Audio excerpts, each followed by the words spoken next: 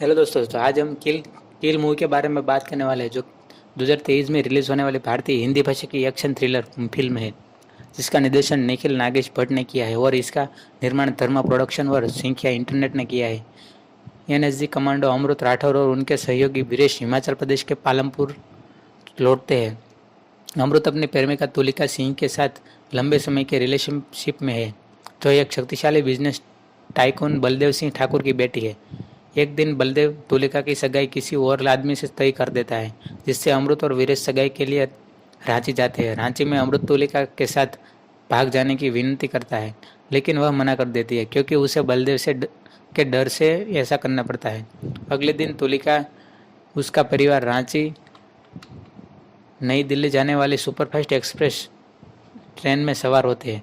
उन्हें पता नहीं होता कि अमृत और वीरेश भी ट्रेन में सवार हो गए हैं। यात्रा के दौरान अमृत तुलिका को प्रपोज करने का मौका तलाशता है। हालांकि जैसे ही ट्रेन डाल्टगंज स्टेशन पर पहुंचती है, चालक फनी भूषण के नेतृत्व में हथियारबंद डकैतों का एक समूह ट्रेन में चढ़ता है। उनकी योजना विशिष्ट डिब्बों को लूटने की और तेजी से भागने की है।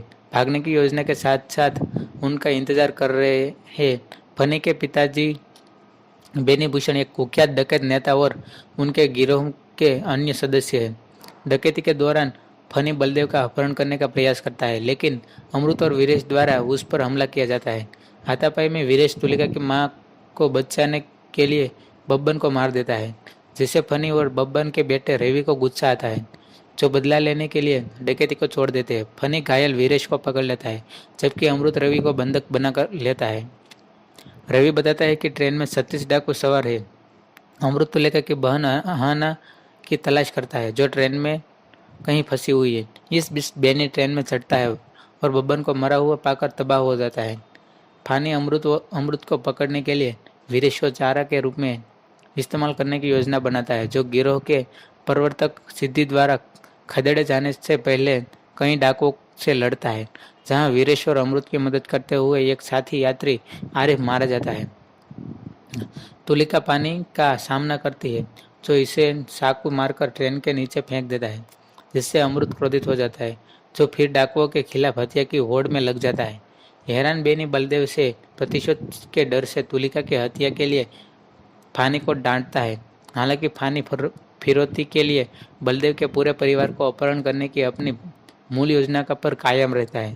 जैसे जैसे अमृत अपना उत्पाद जारी रखता है, डाकू अपनी जान के डर से बेनी से उन्हें ट्रेन से उतरने देने की विनती करते हैं, लेकिन बेनी उन्हें बलदेव के विरोध क्रोध की याद दिलाकर रुकने के लिए मना लेता है। डाकुओं का मनोबल और भी गिराने के लिए अमृत सिद्धि के पिता सहित कुछ डाकुओं की लाशों को एक कोच में लटका देता है। इस बीच बलदेव, वीरेश, आरिफ का भाई सोहेल और अन्य यात्री रेलवे सुरक्षा कर्मियों को सचेत करने में सफल हो जाते हैं, जो पहले अपहरण के बारे में अनजान थे।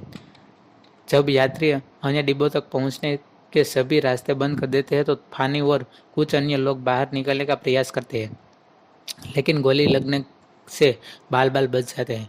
अमृत और सिद्धि एक क्रूर लड़ाई में शामिल होते हैं। जब सिद्धि अमृत को पकड़ लेती है और उसे ट्रेन के नीचे फेंकने वाली होती है, तो आरिफ और सोहेल के माता पिता सिद्धि पर पीछे से हमला कर देते हैं। उसकी जो खोपड़ी में एक हथौड़ा खोप देते हैं और उसे मार देते हैं। अहाना और वीरेश को पुलिस बचा लेती है और बलदेव से फिर से मिल जाती है, लेकिन फानी जो वापस ट्रेन में कूद गई है, पुलिस को खत्म कर देती है और उन्हें फिर से बंधक बना लेती है। इस प्रक्रिया में गंभीर रूप से कमजोर वीरेश को मार देती है। एक अंधेरे डिब्बे में कुछ डाकुओं से लड़ते हुए अमृत को एक सामान्य यात्री के रूप में प्रस्तुत एक डाकू द्वारा धोखा दिया जाता है, बेहोश कर दिया जाता है और बंदी बना लिया जाता है। जैसे जैसे ही फानी वीरेश की मौत के बारे में अमृत को ताना मारता है और बेनी बलदेव की हत्या के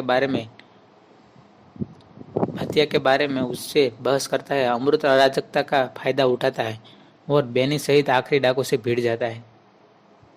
उसके पूरे सिर को लाइटर फ्लूइड और एक जिपो से जला देता है। अमृत का सामना फानी से होता है, जो एकमात्र बचा हुआ डाकू है। फानी उसे तुलिका के बारे में ताना मारते हुए बार बार चाकू मार देता है, लेकिन अमृत अंततः ऊपरी हाथ हासिल कर लेता है।